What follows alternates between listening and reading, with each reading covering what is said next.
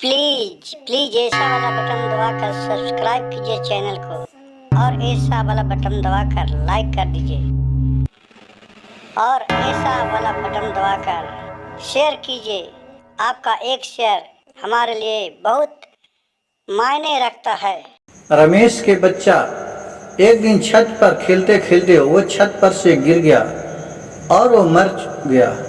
गांव वाले ने रमेश के बच्चे को ले जाकर दफना दिया और सब चले आए। रमेश के पत्नी बहुत ही दुखी थी, बहुत ही रो रही थी। वो चाहती थी कि किसी तरह मेरा बच्चा जीवित हो जाए। उसी गांव के बगल में एक बहुत भारी जंगल था। जंगल में एक बहुत ही मायावी चुड़ैल रहती थी। उसकी माँ रमेश के पत्नी चुड़ैल के पास जंगल में गई और चुड़ैल से आरजू मिनती करके प्रार्थना करने लगी। कही, हे चुड़ैल बहन, आप मेरी माँ के ममता को जानती है तो तुम एक बार मेरे बच्चे को जिंदा कर दो। इसका आराधना सुनकर चुड़ैल को ममता आ गया। चुड़ैल ने सामने आकर बोली रमेश के पत्नी से कि क्या बहन तुम अपने बच्चे को मरा हुआ जिंदा चाहती है? ठीक है, मैं तो जिंदा कर दूंगी, लेकिन तुम्हारे बात नहीं मानेगा। क्या तुम्हें मंजूर है? रमेश के पत्नी ने बोली, हाँ हमें मंजूर है। बिना सोचे समझे वो बोल दी। फिर चुड़ैल ने रात को गया शमशान घाट में और उससे के बच्चे को निकाल के लेके चल आया और वो अपने शक्ति से उसे जिंदा करके और बच्चा को जिंदा करके चुड़ैल ने रमेश के पत्नी को दे दिया। उसकी पत्नी रमेश के पत्नी घर लेके अपने बच्चे को आया। रमेश ने अपने बेटे को देखकर घबरा गया, ये तो मर गया था, ये जिंदा कैसे हो गया? तो इस सारी कहानी रमेश के पत्नी ने अपने पति से बताया। ये सुनकर रमेश बोला कि ये ठीक काम नहीं है। तुमने चुड़ैल की बात मानकर इसको जिंदा करके लाया है, लेकिन उसका बुरी शक्ति इसके ऊपर होगा। और ये सुनते ही उसका लड़का अपने पिता के गले पे आके और गले में लपटा गया और उसको जान मार दिया।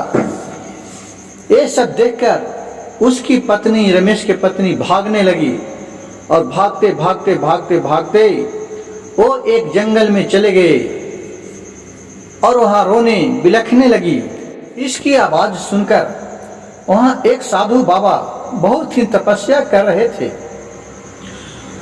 उनका तपस्या इसका आवाज छूटकर साधु बाबा के पास कान में गया। वहां से साधु बाबा उठ के आए और बोले कि क्या हुआ बच्ची, तुम क्यों रो रही है? ये सारी कहानी अपना बता दी। कहा कि ठीक है, इसका मैं उपाय करता हूं।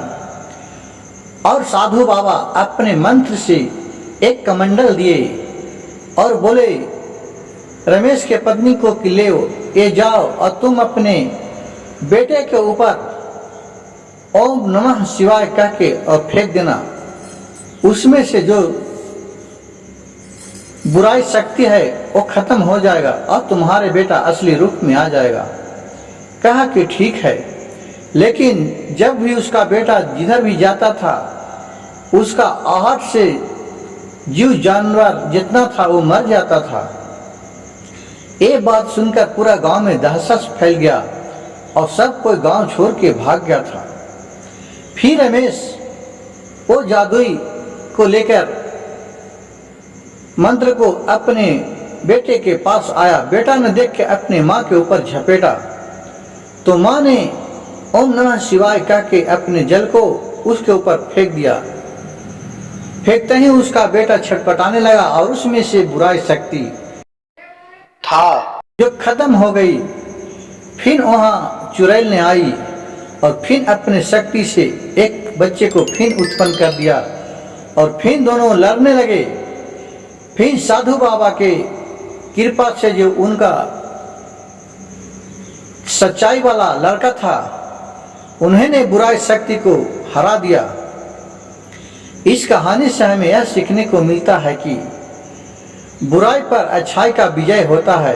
भले ही बुराई थोड़ा देर के लिए अपने आप जीत हासिल करे, लेकिन अंत में सच्चाई का ही जीत होता है। और मेरा कहानी अच्छे लगे तो मेरे वीडियो को लाइक कीजिए, सब्सक्राइब कीजिए और शेयर कीजिए, और मेरे फेसबुक पेज कहानियों की कहानी को फॉलो करिए।